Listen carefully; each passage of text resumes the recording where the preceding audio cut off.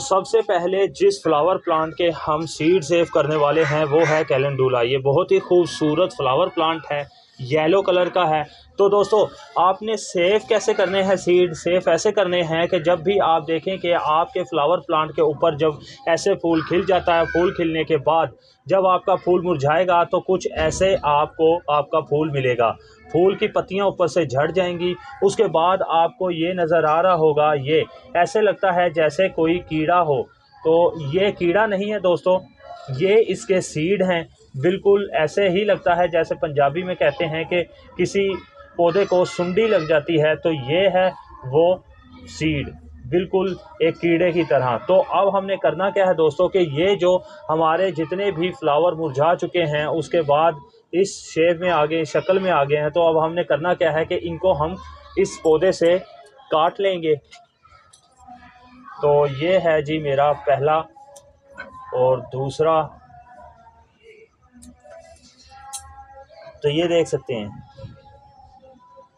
तो ये हमारे सीड हैं, लेकिन इनको सेव करने का, महफूज करने का तरीका अभी आगे चलकर आपको बताता हूँ।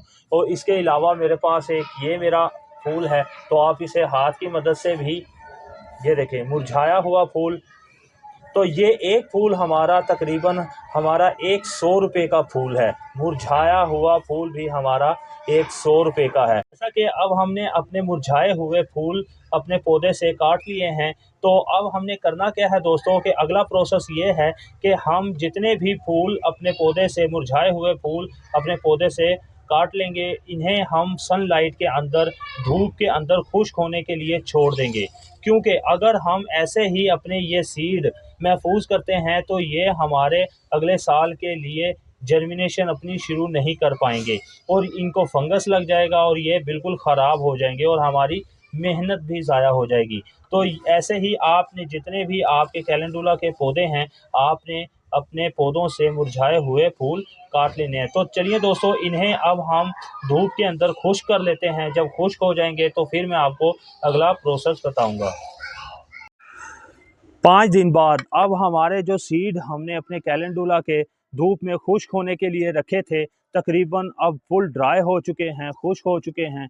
तो आप देख सकते हैं कि बिल्कुल इनका कलर चेंज हो गया है, इनमें जो ग्रीनरी थी वो भी बाकी नहीं रही। तो अब हमने करना क्या है दोस्तों कि ये जितने भी मैं आपको दिखाता हूँ, ये देखें,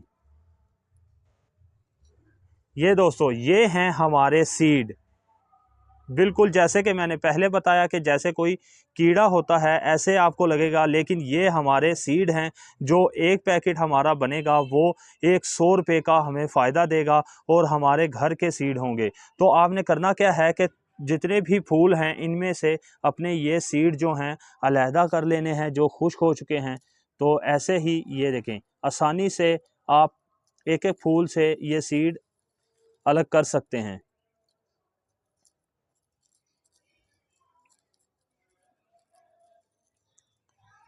तो ये तकरीबन हम 1000 के करीब जो हैं अपने सीड सेव कर सकते हैं।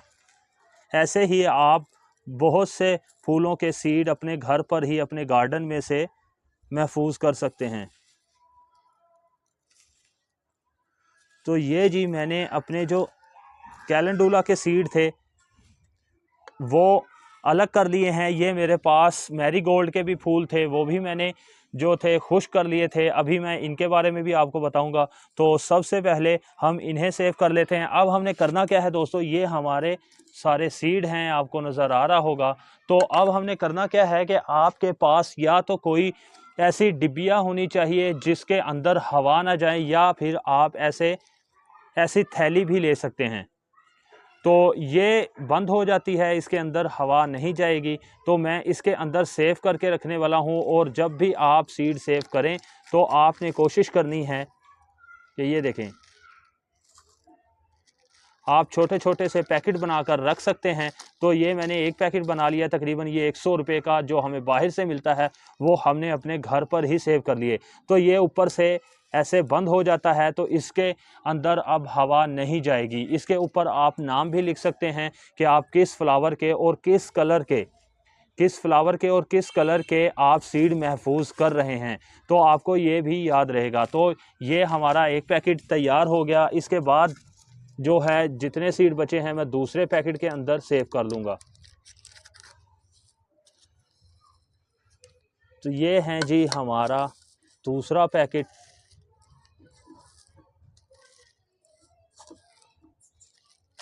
ये है दोस्तों हमारा दूसरा पैकेट जो हमने अपने सीड सेव किए थे। तो अब इससे ये होगा दोस्तों कि हमारे पास ऑलरेडी सीड मौजूद हो गए। जब भी विंटर सीज़न शुरू होने वाला होगा तो हम जल्दी से इनकी जो पनीरी है वो तैयार कर लेंगे। तो आप भी ऐसे ही अपने घर पर आसानी से सीड सेव कर सकते हैं, बाहर से ख़रीदने की आपको बिल्कुल भी ज़रूरत नहीं पड़ेगी। आगे चलकर मैं और भी फूलों के सीड सेव करने का तरीका आपको बताऊंगा।